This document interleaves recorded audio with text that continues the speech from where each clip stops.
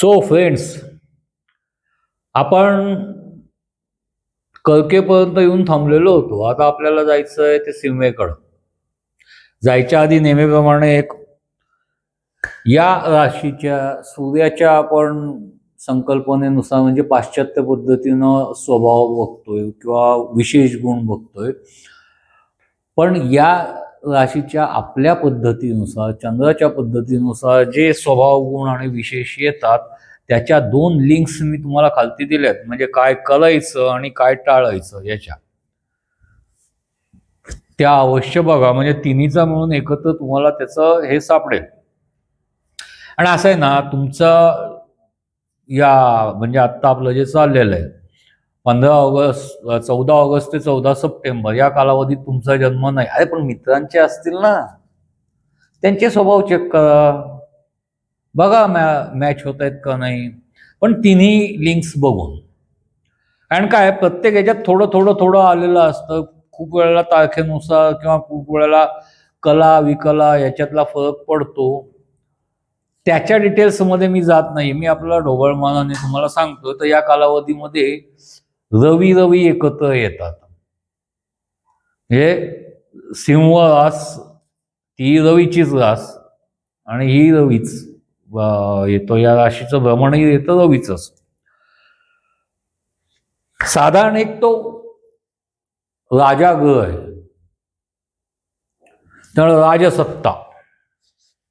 साधारण यांचा चेहरा बऱ्याच वेळेला उभट असतो. करारी डोळे, धारदार नाक हे यांचं वैशिष्ट्य असतं.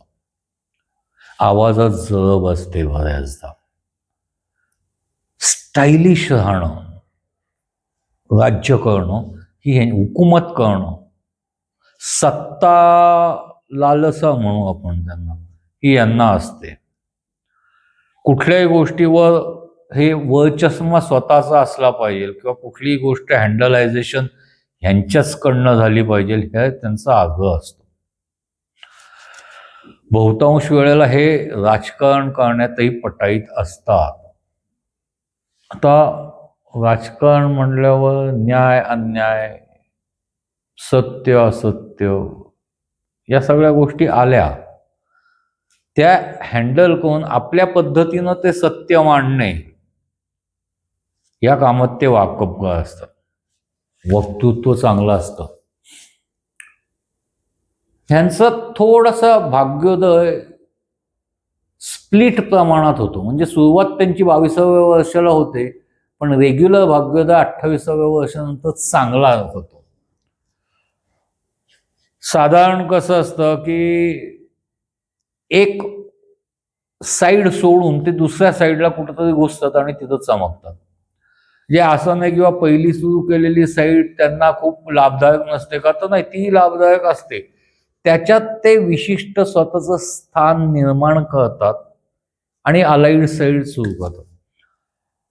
त्यांच्या नशिबात पैसा दोन्ही बाजूनी असतो. म्हणजे पहिली सुरुवात केलेली स्लाइड आणि दुसऱ्या याच्यात नाही, दोन्हीकडनं त्यांना माया चांगली जमवता येते.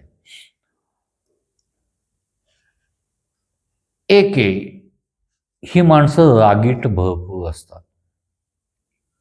पण बऱ्याचदा या माणसांच्या बाबत असं आढळून येतं, हे स्पष्ट वक्ते असतात पण काही लिमिटेड लोकांपुरते. बाकीच्यांचा जर कुणाचा राग आला तर हे वाचपा मागच्या बाजूने जाऊन काढणाऱ्यातले असतात. मी म्हणलं ना, राजकारणी असतात, धोरणी असतात. कुठलीही गोष्ट किंवा कुठली प्लॅनिंग मॅनेजमेंट करायची म्हणलं तर यांच्याकडे उत्कृष्ट कपॅसिटी असते. आता मॅनेजमेंट करताना ते जे 100% जो गोष्टी गृहीत धरतात, त्या गृहीत धरलेल्या गोष्टीतली एखादी गोष्ट एखाद्या व्यक्तीमुळे झाली नाही तर ते मात्र त्याच्यावर कठोर अंमलबजावणी करतात. हे खूप वेळेला आपल्याला असं दिसून येतं की बुवा 2 चांगले मित्र आहेत, त्यांच्याबरोबर त्यांचं एकत्र येऊन काही त्यांनी व्यवसाय चालू केलेला आहे, बऱ्यापैकी झालाय, व्यवसाय चालू झालाय, बऱ्यापैकी फायदा येतोय, आणि एका कुठल्या तरी कारणावरनं दोघांच्या मध्ये म्हणजे एकाकडनं छोटीशी काहीतरी चूक झालेली असते, त्यामुळे दोघांच्यात वाद होतात. दोघं बाजूला होतात. हा, एक होतं दोघांनी व्यवसाय एकत्र वेगळे केले तर दोघांची मैत्री शेवटपर्यंत राहते. पण ती जी काय चूक झालेली असती छोटी, ती चूक जनरली या महिन्यातले जर असतील, जे आपण जे सांगतो ते 14 जुलै ते 14 ऑगस्ट महिन्यातले असतील, तर ते माफ करायला तयार होत नाही. तो व्यवहारच तोडून टाकतात. बाकी इतर गोष्टी आपल्याला चालू राहतील, पण आपल्याला व्यवहार होणार नाही, या पद्धतीनं ते बाजूला होतं. त्यामुळे त्यांची मैत्री होऊ शकते, व्यवहार नाही होत. प्रोप्रायटरशिपमध्ये वर आलेले बिझनेस जर तुम्ही बघायला गेले ना, तर ते जनरली या महिन्यात जन्माला आलेल्या लोकांनी केलेले असतात. कारण त्यांना कोणाचं ऐकणे पटत नाही. माझीच हुकूमत चालणार आणि माझ्या सिस्टीमनुसार मी पुढे जाणार. तर जसं सांगितलं की ते 28व्या वर्षी सेकंड हे घेतात, स्टार्टअप करतात. साधारण 40 पर्यंत ते त्यांनी ठरवलेले मुद्दे आणि त्यांनी ठरवलेली ध्येय त्यांनी गाठलेली असतात. 50-55 पर्यंत ते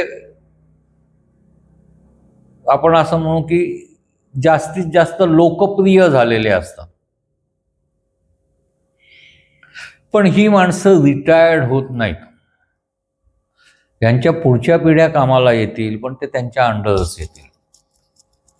तोपर्यंत शेवटचा श्वास आहे तोपर्यंत ही माणसं कार्यरत राहणारी असतात. ऊर्जा प्रचंड असते, उत्साहही प्रचंड असतो आणि वचक ठेवून काम करण्याची शक्ती यांची प्रचंड असते. बाकी तसं बघायला गेलं तर मनानेही निर्मळ असतात, क्लिअर असतात माणसं, पण स्वमग्न जास्त असतात. स्वतःच हे दाखवणं, अगदी तुम्ही 5 वर्षाचा मुलगा घ्या नाही तर 50-60चा मध्यम वयीन माणूस घ्या, त्यांचा प्रत्येक गोष्टी आत्मप्रौढीकडे असते. मी करतोय ना, मी आहे ना, मग काम झालं पाहिजे. मी सांगतोय ना, मग असंच करा. हे जे एक आत्मिक ताकद म्हणू आपण त्यांना, त्याची ती आहे त्यांच्यात. एक आहे सिंह राशीचा करारीपणा, मूळचं असलेलं अग्नितत्व हे येतं. यांना उष्णतेचे विकार असण्याची शक्यता जास्त असते. आणि एक आउट ऑफ द वे सल्ला मी तुम्हाला सांगतो यांच्याकरता, की या माणसांनी शक्यतो डोक्यात राख घालू नये, रागावर कंट्रोल करावा, कारण त्यांना बीपीचा त्रास होण्याची शक्यता जास्त असते.